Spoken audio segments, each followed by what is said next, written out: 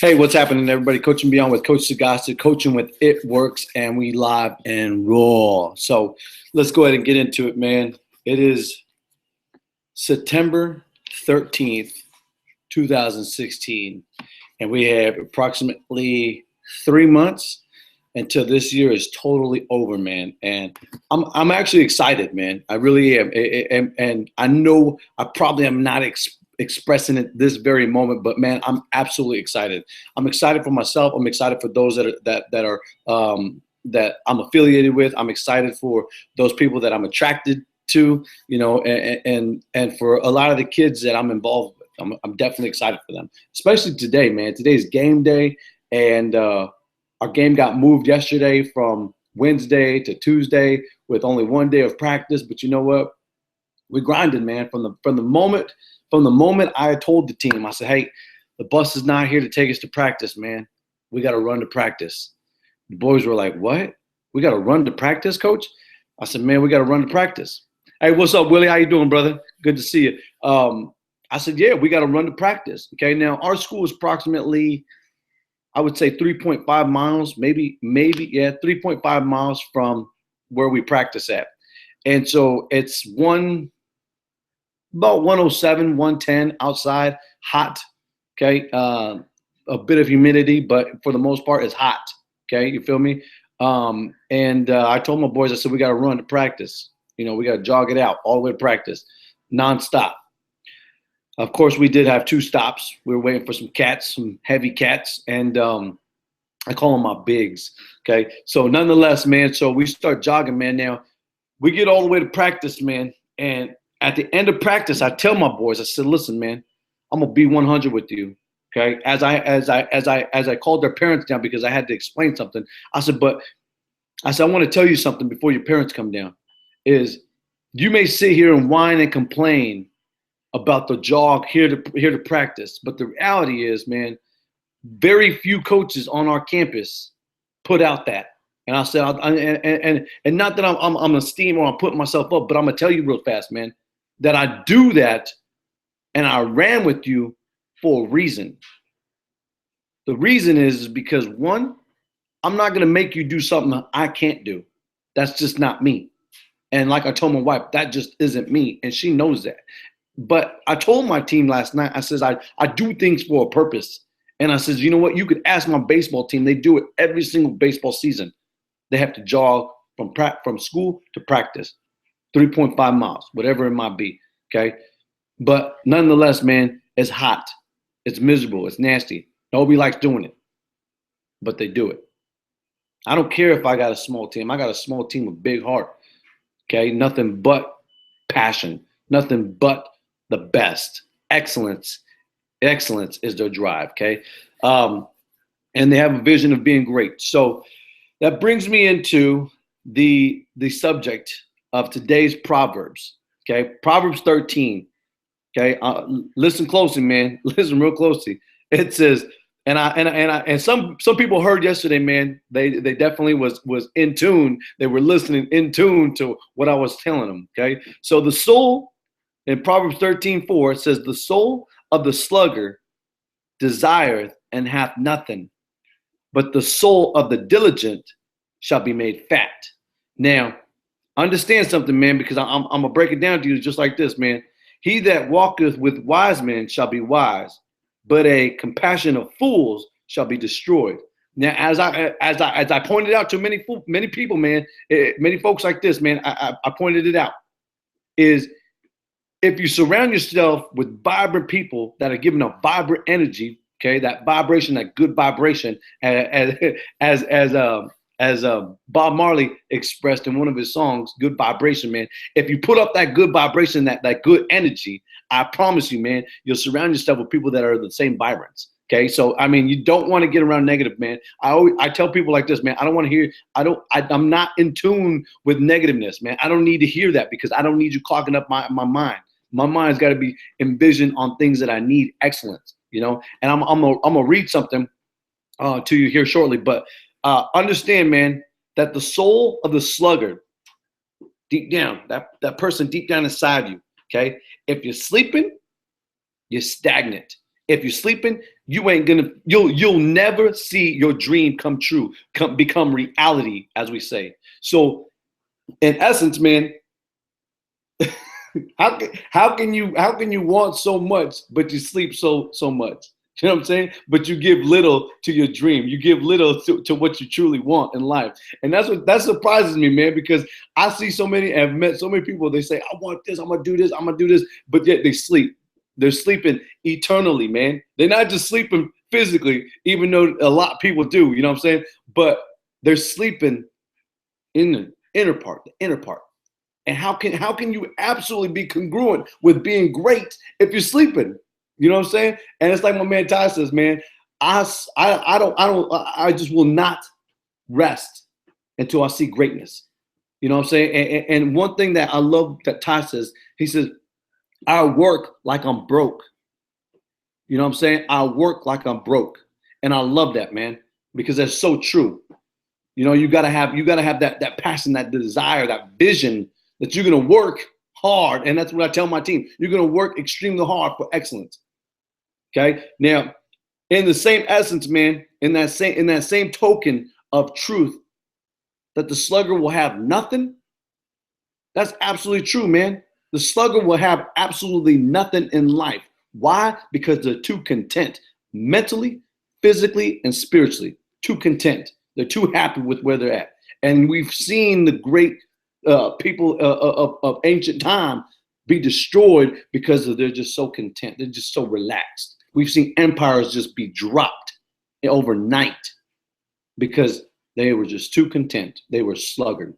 Okay, so this is that reformation that you absolutely need in your day to be great, to wake up early. Okay, and one thing that I've definitely found in King Solomon's life is he was an early riser, man. And when I look at the greats in their lives, they were early risers. They didn't sleep in. They didn't get stagnant. And I always look at my man, Uncle Grant Cardone. I always look at Dr. Thomas. And you probably say, well, we're not supposed to envision man. We're not supposed to. No, but I look at certain things in their lives. Okay, and it helps me to visualize, to envision what it means by King Solomon to be great. Okay, and to envision that wisdom, that knowledge, the knowledge of wisdom. Okay, and so I expressed it to you now. I'm gonna get into something, man, because I had a kid coming in my office yesterday, and he said, "Coach," and I'm not gonna say any names, man. I will not say any names, only because I have a few of our young cats of our institute on my Facebook, so I'm not gonna say any names. I will not. But he says, "Coach, I want to know exactly what it is that you have, and how do I get it?" And I said, what do you mean? Like what? Like what is it that you're talking about, man? And he said, well, like, just that now there's something like that glows. And so I pointed out to him, I said, listen, man, I'm gonna be honest with you. Okay, this is before my class came. I'm gonna be 100 with you. I'm gonna tell you straight out. I'm gonna get your father the title to this book. I said, I want you to read that. I said, but none aside from that book, I said, I need you to read this book. And he was like, what book is that? I said, read Solomon's life, man. Read King Solomon's life. I said, most people don't understand that he was the wisest and richest man that ever lived. And believe me when I tell you, after researching his life for 9 months into it, okay, 9 months, you know what I'm saying? 9 months. I got 3 more months to continue to engulf into this man, 1 straight year. And that's only 1 year. I plan on spending the rest of my life. Okay, I'm gonna share this with you real fast. I'm gonna spend the rest of my life while God gives me the opportunity here on this earth to spend in researching and engulfing myself into this man that is a part of history, a legacy. And in the process, I'm sharing my story with you for free. I'm sharing it. And in the process, I'm going to learn about the other greats, as I've already expressed to you. Okay, I've already regurgitated and vomited on some of the greats that I'm reading about and that I'm exploring about. Okay, but I notice that a lot of them, and I can go down a list of individuals, a lot have all surrounded those principles, those philosophies around King Solomon. Boom! Just mind-boggling, right? Mind-boggling. But that's the truth, man. I'm not being facetious here. I'm being 100 with you. I meant to do my shake in the morning with Coach, but quick timeout. So in my shake this morning, 2 bananas. Oh man, hold up, man. This is a commercial break. All right, yeah, it's a commercial break, you might say, man. No, reality, man, real quick, is I put 2 bananas, Greek yogurt, and almond milk, some ice, a handful of berries, blueberries, and some spinach. And let's see, what else? Oh, 2 scoops of ProFit chocolate. Okay, that's what I put. That's a company, the ProFit, man, the Profit. So I put that in my shake this morning, man. And you're probably wondering, Coach, why would you put spinach and berries together? Because of all of the antioxidants, man. I'm around sick kids daily. I'm not trying to get sick. I tell the kids, man, get behind me. I'm not trying to get sick. You know what I'm saying? But anyways, man, that's what I put in my shake today. So even though the title will always be no sugar in my coffee, because I'm gonna spend the rest of my time not putting no sugar in my coffee because I feel better. All right, so getting back onto the topic, man, real fast.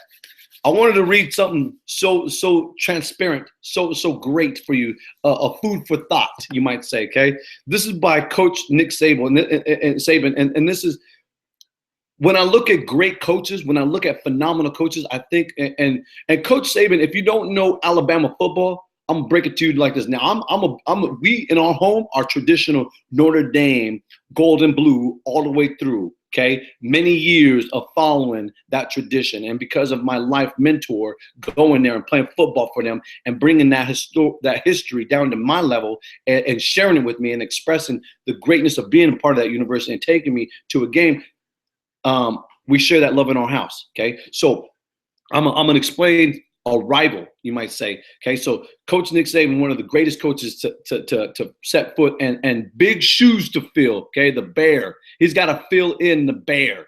If y'all don't know the great coach, the Bear, you better define it, aka the Bear. Okay, all right. So he's got big shoes to fill. So I'm gonna read a section of his in his book. Okay, so hear me out. Where are we at? Here we are. National champion. 5 years. Okay, 5 years. He won 3 in 5 years. National champions. Unlike any other coach. Okay, we aren't competing against an opponent necessarily. We're competing against perfection. So set a standard so high that it scares you. Now, I told my man yesterday when he was in my office, he was like, Coach, what do you have? What do you have? What is it? As I told him, I says, man, I have number one, I have a vision. I have a vision for my athletes. I have a vision for my family. I have a vision for my companies. I have a vision for those I'm surrounded with. What's up, Pat? How you doing, brother? Hey, we got to get connected, man, because I have a fabulous idea that's in your direction. And I'm not, like I said, I'm not asking for anything, brother. Okay, God will supply me with everything I need. So I don't need anything. If anything, just continue friendship, brother, and maybe a sample pack. There you go. You know what I'm saying? If anything. All right. So get at me when in your due time, brother. When you have a 5 or 10 minute, get at me and I'll share that idea with you. All right. So one thing that I definitely found out about Nick Saban is in his book, there's a lot of portions where he talks about that genuine vision, but also applying diligence to that vision. And it makes so much sense, man. And I shared this yesterday with a lot of people. It's about diligence. But when I dove this morning into it at 3:00 this morning, when I dove into one of the best coaches to coach the game of football, and when I read that portion, that quote, that we're competing against perfection. How can you compete against perfection? What do you need? Do you know what it is? Because everybody is competing against something in life. 80% of people today, 80 to 85% of people today are competing against weight. We're right now in our nation, we're so obese, right? So Where a lot of people are always envisioning about losing weight or a white picket fence with the house on top of the hill, everything else, right? But they're not putting action to it. And one thing I noticed about Nick Saban, when I read this quote, I said, man, that's effort. He's applying effort. Every single one of those catches. When I watch the game on Saturday, if I get the opportunity to watch the game, I see effort. And yesterday, when I told my kids, you got to run to practice, not one of them complained until, even on the way there, as I was jogging side by side of them. I didn't hear them complain. They were breathing. They were gasping. There was a couple kids gasping. Why? Because it's hot. Because they got a long haul. They got to jog all the way to practice. You got to beat 37-year-old Coach Sagasti. You got to beat him. You know what I'm saying? And that was their drive, and they were applying massive effort. The vision was to get to the water hole. They got to get to the water hole. That's what their vision was, is to get to practice and quickly get ready and get out there and rock and roll. That is a mindset and a heart of passion right there. I mean, those kids, as soon as they got to the field, man, they were drinking water, boom, boom, boom, and they were out in the field ready to go. 5 minutes, ready to go. You know what I'm saying? And Nick Saban, as he elaborates this, man, it just takes me back to effort. How much effort he put into his team, how much effort his coaching staff puts into this team. And it reminds me of Coach Wooden. If y'all don't know who Coach Wooden is, Coach Wooden is one of the greats, okay, of UCLA basketball, man, just phenomenal. But I learned one thing from him and his books and stories he shared with us is effort, vision, and be diligent. Man, so easy, right? So easy. And my man yesterday, when he asked me, Coach, what do you have? I told him, I said, man, I'll give you the title to a book. I want you to read that book. And like my wife already knew, as soon as I told her about this individual, she says, babe, you should recommend it. I said, I already know, babe. I'm already on it. We're on it. We're on the same page together. You feel me? So it was so cool, man. And I told this cat, while he was in my office, I told him, I said, look, man, I said, I gave one book to another individual. I lent another book out. And I says, one of the things that really captivates my attention is greatness is not a destination. It's a journey, man. And one of the things I always express to these young cats is you want to be great, but yet you're not applying the information. When I look at Nick Saban and Coach Wooden and different people that I'm surrounded with, I always look at what they're doing. They're putting effort, okay? They're applying effort to their vision. They're applying that diligence, the diligence of effort into what they want in life. You know what I'm saying? And as I expressed earlier in our conversation, that, you know what? There's people in our country that want things. They want to be slim. They want to be fit. They want all this want, but they ain't putting, they're not congruent with what they're talking about. They're not what I say. What do I always tell people, man? Don't talk about it, be about it. You know what I'm saying? And that's just it. Stop talking. And I heard my man E say this just not too long ago. He says, shut up. My wife loves that one.